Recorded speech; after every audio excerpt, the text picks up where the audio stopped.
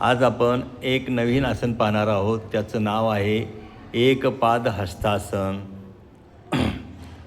हे आसन म्हणजे पश्चिमोत्तानाचा एक पुढचा भाग आहे असं म्हटलं तरी चालेल, किंवा पुढची प्रगत अवस्था आहे असं म्हटलं तरी चालेल. या आसनामध्ये आपण पूर्वस्थिती जी आहे ती बैठक स्थिती आहे, आणि या आपण 3 अंकात करायचे आणि 3च अंकात सोडायचे. 1ला दोन्ही पायामध्ये अंतर घ्यायचे 1, 2ला सावकाश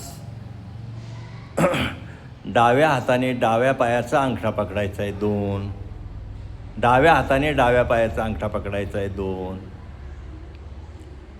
3ला सावकाश श्वास सोडत कमरेतून वाकट कपाळ गुडघ्यावरती टेकायचे.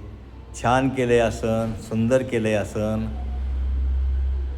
या स्थितीमध्ये राहण्याचा प्रयत्न करायचा आहे. सावकाश आसन सोडायचे. श्वास घेत डोकं वरती, 2ला हात जागेवरती, 3ला पाय जागेवरती जुळवून घ्यायचेत पाय. या आसनामुळे कमरेच्या स्नायूंना, गुडघ्याच्या स्नायूंना, हाताच्या स्नायूंना चांगला ताण मिळतो. त्यामुळे ते स्नायू कार्यरत होतात आणि आपल्या शरीराची शारीरिक स्थिती सुधारण्यात मदत होते. काही आपणास त्रास होत असल्यास प्रथम आपण वैद्यकीय सल्लागारांचा सल्ला घ्यावा आणि मग हे आसन करावं.